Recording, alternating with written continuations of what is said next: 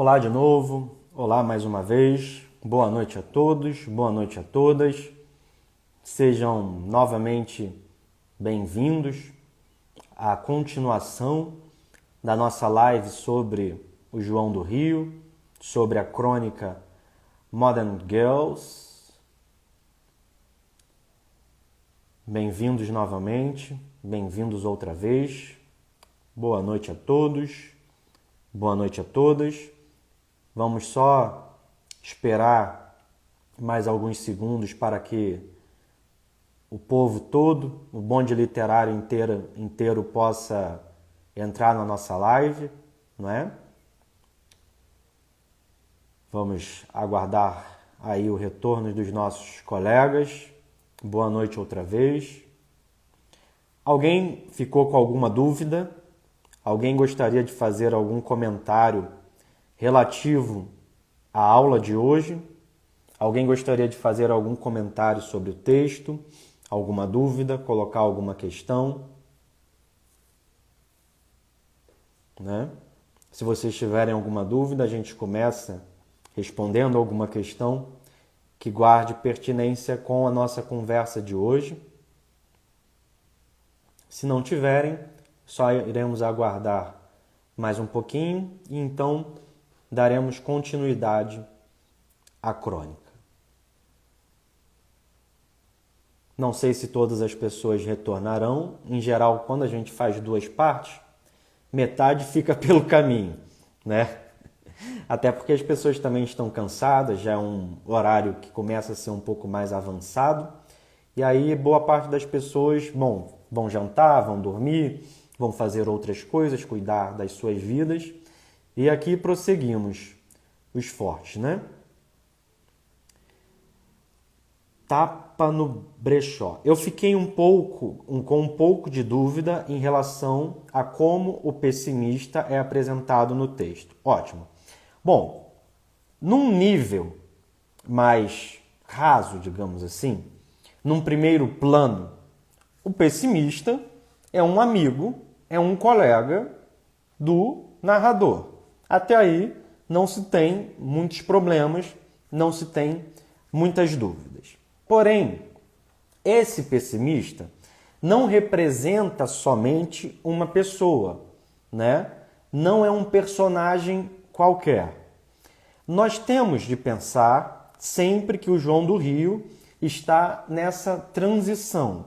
Ele é um autor que nasce em 1881, portanto, final do século XIX, quando já começara o realismo na literatura, mas ele começa a escrever já no século XX, né? O grosso da sua obra já se dá no século XX, quando estamos, então, no período do chamado pré-modernismo. Mas o pré-modernismo não é importante, até porque o João do Rio não poderia prever o futuro, em termos de literatura, né?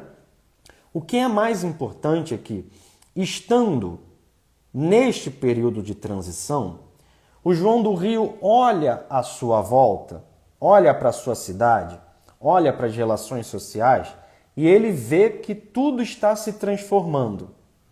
Então, ele não tem como olhar para o futuro. Ele olha do presente no qual ele se encontra para o passado. O presente no qual ele se encontra é esse presente de modernização do Rio de Janeiro. E o passado para o qual ele olha não é o passado do realismo de finais do século XIX. É um pouco antes, é o final do romantismo, onde nós temos justamente, onde nós temos justamente os ultrarromânticos, que eram pessimistas, né? Que enxergavam a vida exatamente da maneira como esse pessimista aqui enxerga, né? Procurando... Tem uma descrição aqui que é bem interessante, comparando as virgens aos lírios, né? Que acreditava na honra. Então ele está olhando para esse passado romântico. Ai, meu Deus do céu, engasguei.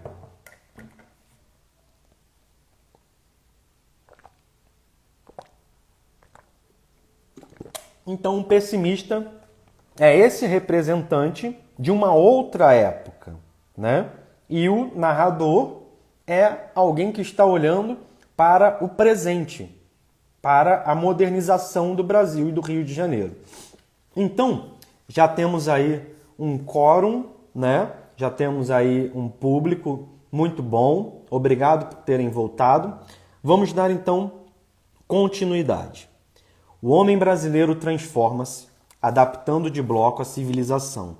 Os costumes transformam-se, as mulheres transformam-se. A civilização criou a suprema fúria das precocidades e dos apetites. Havíamos terminado aqui. Então, continuemos. Não há mais crianças. Há homens. As meninas, que, aliás, sempre se fizeram mais depressa mulheres que os meninos homens, ou seja, as meninas se tornam mulheres mais rapidamente do que os meninos se tornam homens. Seguem a vertigem. As meninas seguem a vertigem. Essa palavra, vertigem, ela é bastante utilizada não só nesse texto, mas em diversos outros textos do João do Rio. A vertigem está atrelada a essa ideia de modernização abrupta, exagerada, veloz. E o mal das civilizações, com o vício, o cansaço, o esgotamento, dá como resultado crianças pervertidas. Pervertidas em todas as classes. Nos pobres, por miséria e fome. Nos burgueses, por ambição de luxo. Nos ricos, por vícios e degeneração. Então aqui ele traça 3 classes: os pobres, os burgueses e os ricos, né? E ele diz: todo mundo nessa nova sociedade está se pervertendo. Cada classe com uma causa diferente. Os pobres por miséria e fome. Os burgueses por ambição de luxo. Então os burgueses não estão passando fome, não estão na miséria, mas eles querem ter acesso a esses símbolos, a esse status, a esses bens que eles não têm. E para terem-no, eles se corrompem também. E os ricos? Por vício e degeneração. Certo, há muitíssimas raparigas puras, há muitas meninas puras, mas estas que se transformaram com o rio, então veja, estas são aquelas que estão ali na confeitaria. Estas que se transformaram com o rio, estas que há 10 anos tomariam sorvete de olhos baixos e acanhados, estas são as modern girls. Um termo em inglês. Diga antes americano, porque americano é tudo que nos parece novo. E aqui também é interessante ele assinalar a influência cultural norte-americana, né? No século XIX, nós temos a grande influência francesa exercida sobre o Brasil, sobre o Rio de Janeiro particularmente, e aqui nós já temos a introdução de uma outra influência, que é a principal influência do século XX no Brasil, que é a influência norte-americana. Antigamente, tremeríamos de horror. Hoje, estas duas pequenas são quase nada de grave. Isso aqui também é um traço bastante interessante, né? Porque vejam só, antes, se nós víssemos duas meninas se portando de tal modo, nos apavoraríamos com tal degeneração.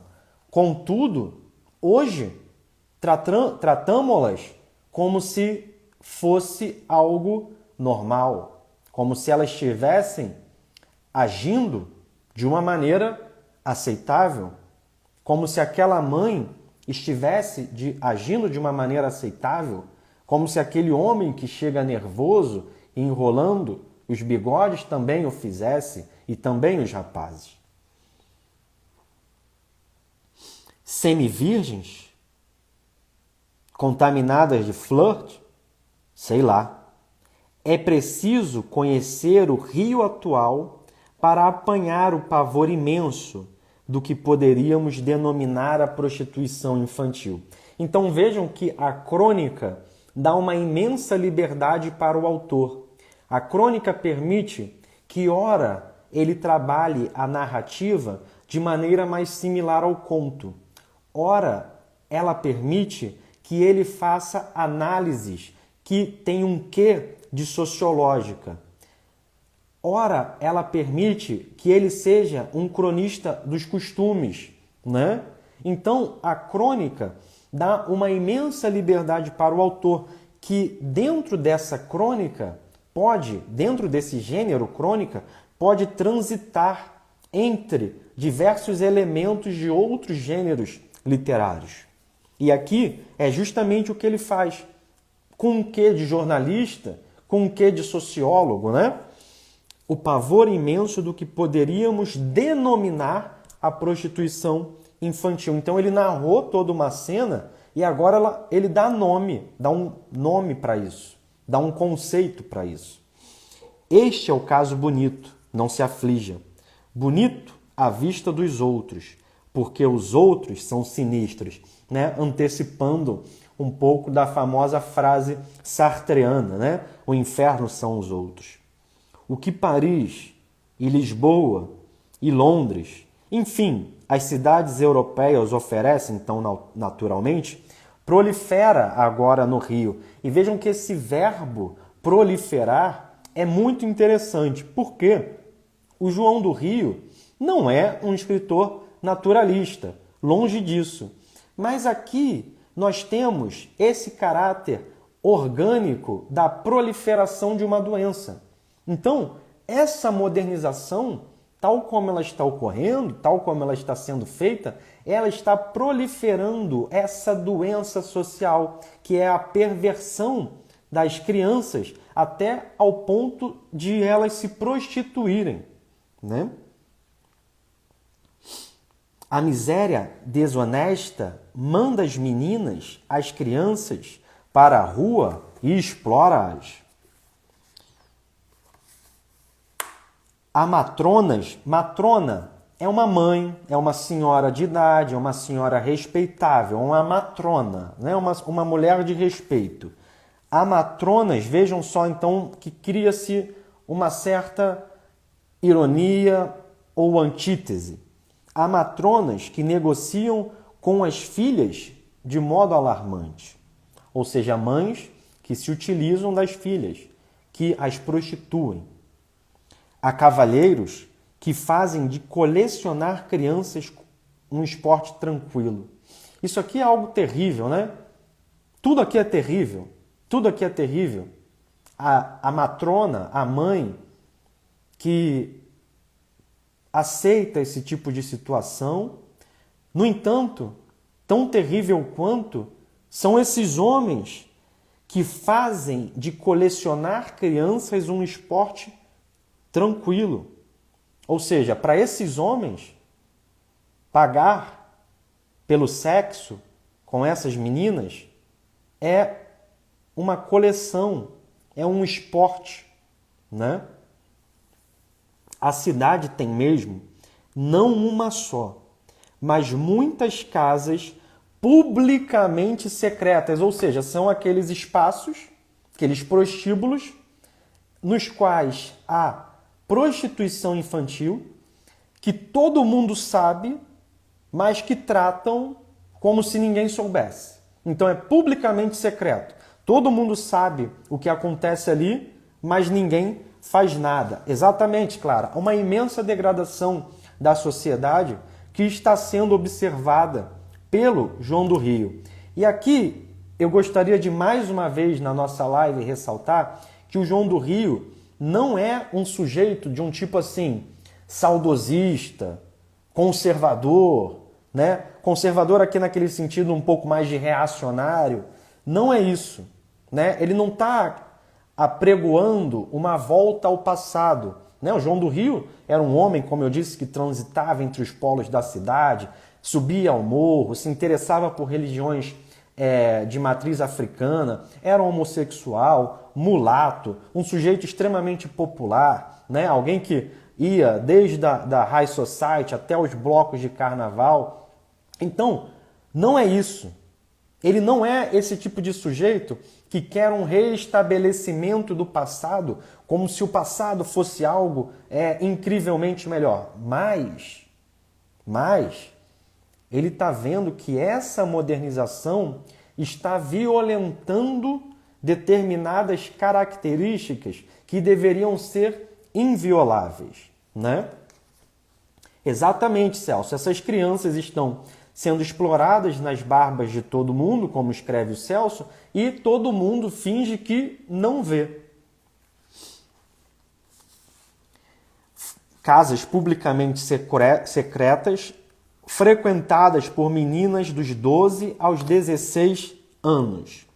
Ainda, outro dia, vi uma menina de madeixas caídas e meia curta.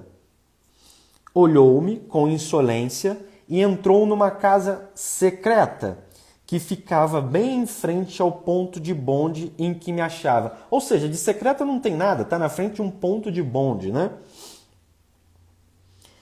Estas talvez não façam isso ainda.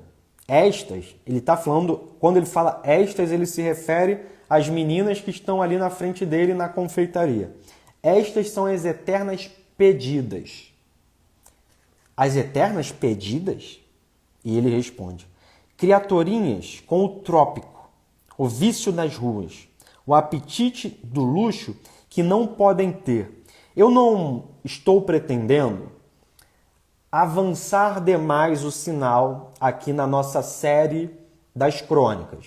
Estou tentando ser mais pedagógico e mais didático do que fui nas lives dos 100 contos. Mas quando ele fala desse apetite por luxo, quem já estudou um pouco de sociologia pode se lembrar do poder simbólico do Pierre Bourdieu. O que o Bourdieu fala, né? Existem violências que são acometidas de uma forma um pouco mais indireta.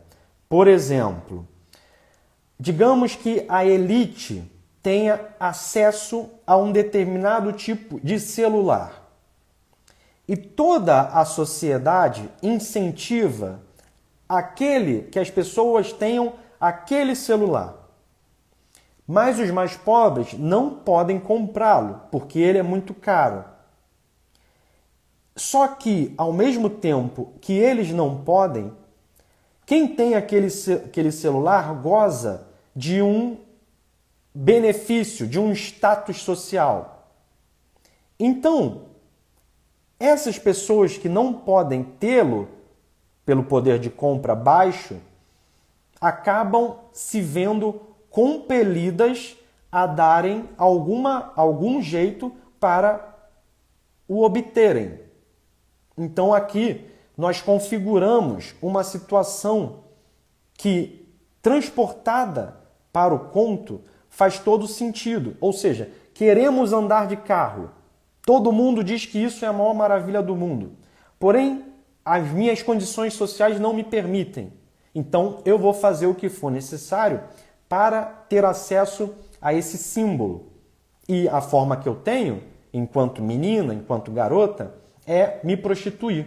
Então, se esse é o preço, eu me prostituo para ter acesso a esse bem. Estou explicando de uma forma mais básica, mais sucinta, mas a ideia aplicada aqui ao nosso caso seria mais ou menos essa.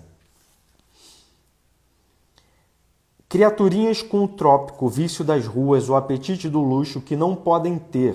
Criaturinhas que desde o colégio, desde os 10 anos, se enfeitam, põem pó de arroz, batom e namoram. Desde os 10 anos. Então, muita gente pensa que isso é algo que está acontecendo só agora, né? E vejam que no início do século XX já se observava esse fenômeno. A Cida Estrela recorda-nos do conto o Moço do Saxofone, ou Apenas um Saxofone, né? Eu acho que ela se referia ao Apenas um Saxofone. Ambos são da Lígia Fagundes Telles, mas Apenas um Saxofone, conto sobre o qual fizemos uma live na Semana Veredas, é o que guarda mais pertinência com esse contexto. O lar está aberto aos milhares, como se diria antigamente nos dramalhões. Elas têm um noivo quando deviam estar a pular corda. Elas têm um noivo quando deviam estar a pular corda. É um rapaz alegre, que lhes ensina coisas. E pitorescamente, pitoresco é algo ameno, gracioso, divertido, peculiar. Pitorescamente lhes dá o fora tempos depois. Ou seja, lhes dá um fora de maneira como se aquilo nada houvesse significado, desaparecendo. Logo aparece outro. As meninas, por vício, e mesmo porque lhes parecia deprimente não ter um apaixonado permanente, recebem esse e com ele contratam um casamento.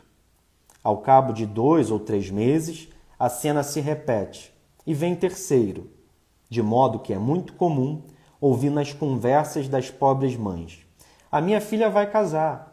Ah, já sei, com aquele rapaz alto, louro. Não, agora é com aquele baixo, moreno, que em tempos namorou a filha do Praxedes. Então vejam só, o cronista, o João do Rio, por meio desse narrador, ele nos está fornecendo uma visão bastante social das motivações das personagens. As personagens, evidentemente, são pessoas, são indivíduos, mas elas estão aqui sendo colocadas a partir de uma dinâmica de causa e efeito social. Então vejam só, várias coisas se entremesclam. Entre elas, essa vontade que as mães têm de casarem as suas filhas. E, com todo esse cenário de modernização, de querer o luxo, essas filhas são também levadas a pularem de galho em galho, a terem vários relacionamentos, que nesse contexto da época é visto como algo ruim, né? Então, a mãe está querendo que a filha case logo, as filhas ficam indo de um rapaz, de um noivo para o outro, e esses rapazes se aproveitam da situação e vão terminando com essas meninas como se elas nada fossem, né? Você é imoral. Isso quem diz certamente é o pessimista. Vejam o olhar de sociólogo do cronista. Estou a descrever-lhe um mal social apenas. Não é assim? É. São as modern girls.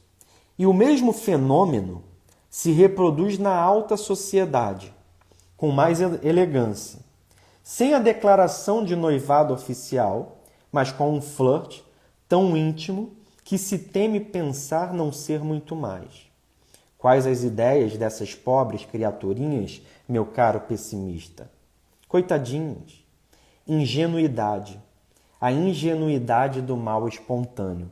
Então é muito interessante quando ele fala nessa ingenuidade dessas meninas, na ingenuidade dessas mães, a ingenuidade do mal espontâneo. Ou seja, esse mal espontâneo são as causas sociais que fazem, dentro desse contexto, que as mães ajam daquela forma e que as meninas ajam daquela outra forma. Então nós temos um mal espontâneo. E elas, sejam mães, sejam as filhas, pensam que sabem o porquê de estarem agindo como estão. Mas elas, na realidade, são ingênuas. Por quê? Porque elas desconhecem as raízes do seu comportamento. Então, poderíamos, de certo modo, chamá-las de alienadas, né? Não exatamente no vocabulário marxista, né? Não com a conotação marxista, mas alienado no sentido de estarem agindo de determinada forma, que não é necessariamente dos meios de produção, mas alienado no sentido de estarem agindo de determinada forma e de não terem ideia do porquê o estarem fazendo, né? Exato, muito boa essa. É um mal espontâneo, ou seja, elas agem espontaneamente e acham, portanto, que sabem o que estão fazendo. Tem uma espontaneidade ali, tem até uma certa alegria, né? Elas não estão tristes, elas não estão sofrendo, elas estão com uma certa alegria. Há uma espontaneidade, mas por trás há um mal. E elas nem têm ideia desse mal, né?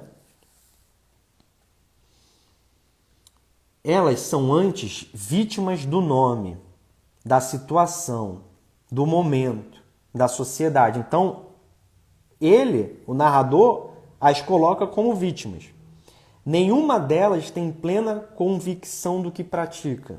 Claro, nem poderiam, já que não tem plena consciência.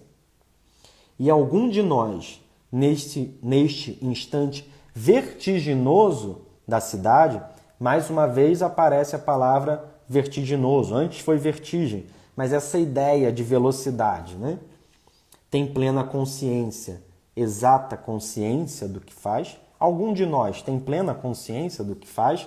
Ou seja, aqui ele também faz uma reflexão muito interessante, que é, por mais atentos que sejamos, por mais lúcidos, por menos alienados, existem males espontâneos que também nos afetam e que, no entanto, por nós são desconhecidos. Então vejam, essas meninas sofrem de um mal espontâneo, né? E se prostituem para ter acesso àqueles bens de luxo. No entanto, nós que estamos percebendo o mal espontâneo que as afeta, certamente sofremos de outros males espontâneos que não percebemos, né? Estamos todos malucos. Dilo você. O fato é que, de repente, nos atacou uma hiperfúria de ação. Um subitâneo. Um subitâneo é um imprevisto, algo que acontece repentinamente. Um subitâneo desencadear de desejos, de apetites desassaimados. Desassaimados é quando você tira as amarras, né? Então, tiraram-se as amarras desses apetites. Não é vida, é a convulsão de um mundo social que se forma. Ele usa um vocabulário bastante sociológico, né? A gente vai vendo fenômeno, convulsão de um mundo social, um mal espontâneo. Certamente ele devia estar muito atento à sociologia, né, e à antropologia, que ainda eram, de certa forma, ciências recentes, né? Mas ele já estava atento a isso, certamente, pelo tipo de vocabulário que ele usa. O cinismo dos homens é o cinismo das mulheres, seres um tanto inferiores. E aqui nós temos que ter bastante cuidado para não chamarmos, né, para não carimbarmos o título de machista, de qualquer coisa nesse sentido em relação ao João do Rio. Em primeiro lugar, porque isso seria anacrônico, e em segundo lugar, porque ele não está dizendo que as mulheres sejam intrinsecamente inferiores. O que ele está dizendo é que, nesse contexto social, elas acabam inferiorizadas, né? Inclusive, existem alguns trabalhos acadêmicos bastante interessantes sobre a representação das mulheres na obra do João do Rio. Educadas, né? Seres educados para agradar os homens, vendo os homens difíceis, os casamentos sérios, o futuro tenebroso, as modern girls. Ou seja, é a situação social que inferioriza a mulher. Não é que a mulher seja um ser biologicamente inferior, não é isso que ele está dizendo. É que essa situação toda da sociedade as coloca, né, naquele contexto, num patamar inferior, exatamente, são vítimas, né? Não imagina você a minha pena quando as vejo sorrindo com imprudência, copiando o andar das cocottes. Cocottes nem sei se a pronúncia em francês é exatamente essa, cocotte, né? Alguma coisa assim, cocotte. É o que da onde deriva as cocotas no nosso português, né? São mulheres que estão disponíveis para flertar. Isso que é uma cocotte. Exagerando o desembaraço, aceitando o primeiro chegado para um flerte, numa maluqueira de sentidos, só comparável às crises rituais do vício asiático. Elas são modernas, elas são coquetes. Coquetes foi a primeira derivação de cocotte, né? Coquete, depois cocota, mas é isso, é uma mulher que está pronta para começar um flerte, um relacionamento, alguma coisa nesse sentido. Elas querem aparecer, brilhar, superar. Elas pedem um louvor, o olhar concupiscente, como os artistas, os deputados, as cocottes. As palavras de desejo, como os mais alucinados títeres da luxúria.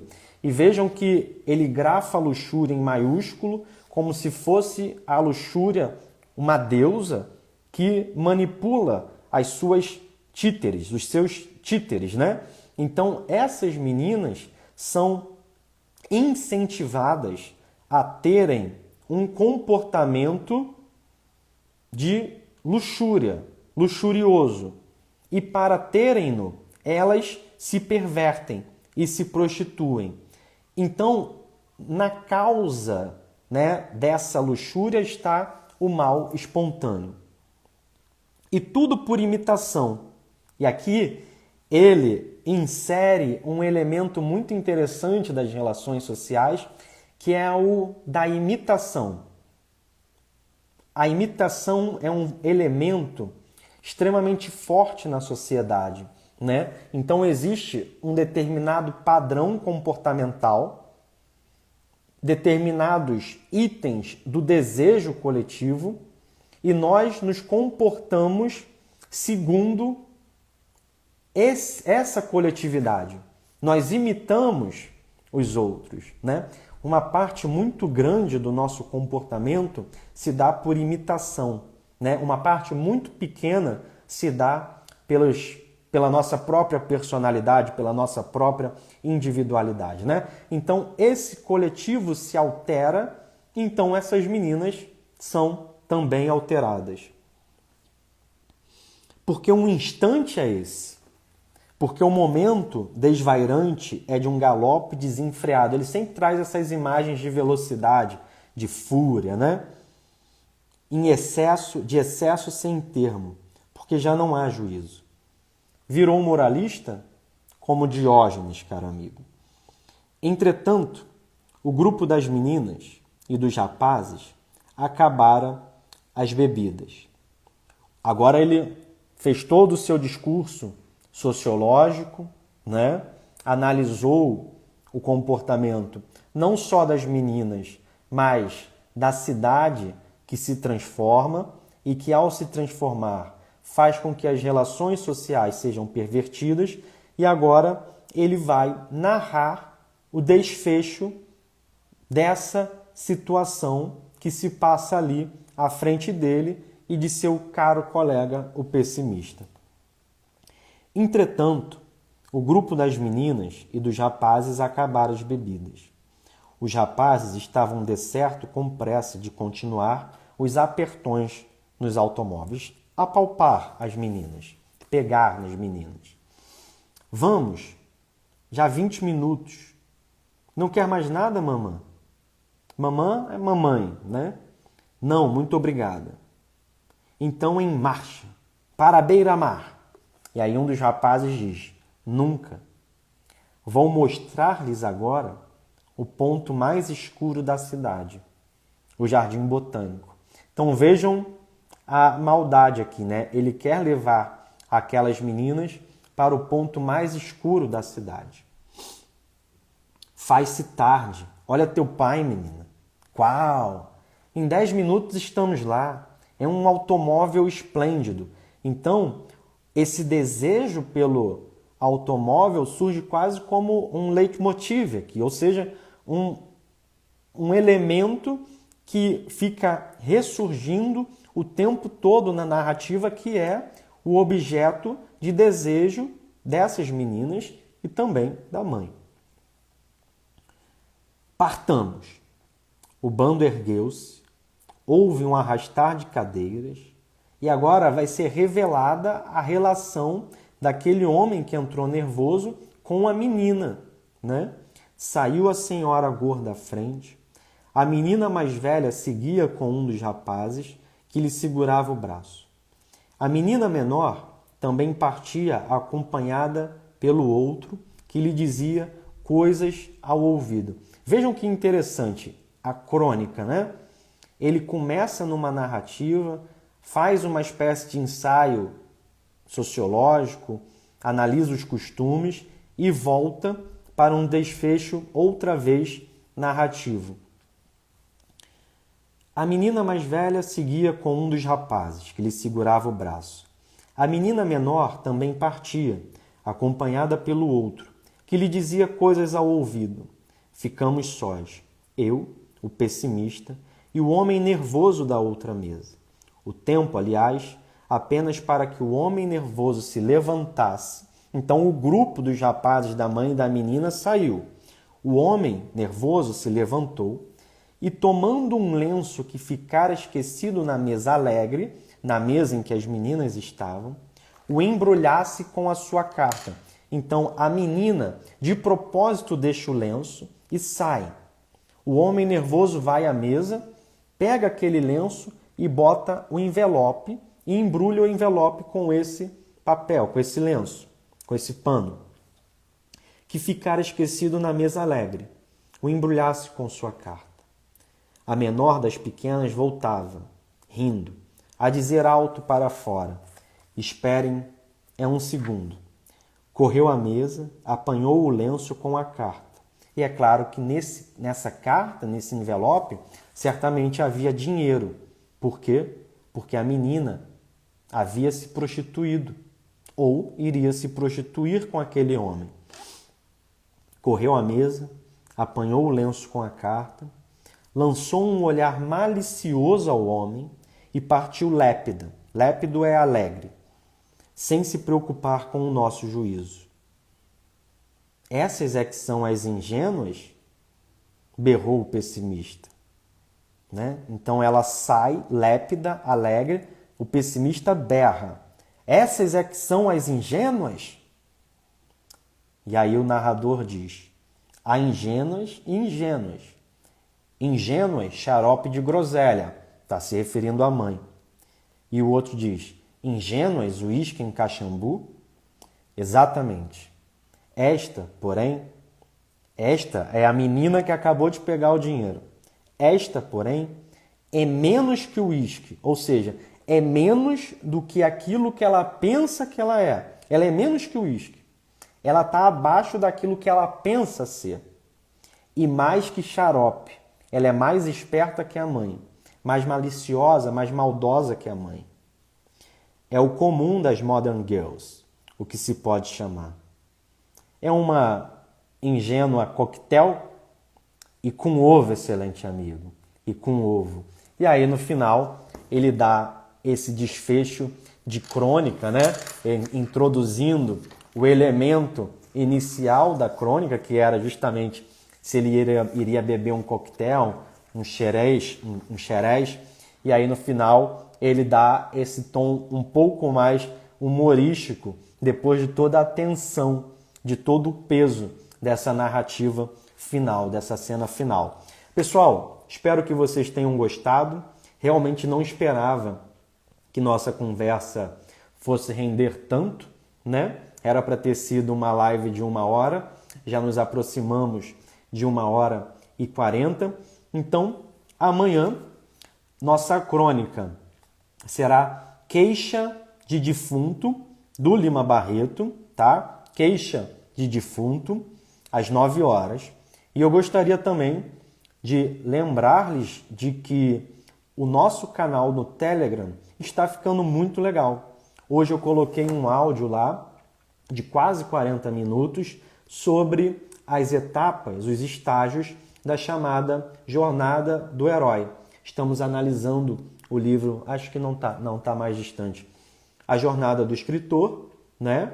E hoje falei sobre as etapas, um áudio de 40 minutos lá, é um conteúdo gratuito. Se vocês tiverem interesse, o link para o canal no Telegram está na minha bio, basta clicar lá que vocês serão automaticamente conduzidos para o Telegram. Bom, pessoal, muito obrigado, foi ótimo estar aqui com vocês mais uma noite, a nossa segunda live da jornada das 100 crônicas, e amanhã então nos reencontraremos nesse mesmo canal de Instagram, nesse mesmo perfil de Instagram, nesse mesmo horário, às 9 horas, para falarmos de mais uma crônica, Queixa de Defunto, de Lima Barreto.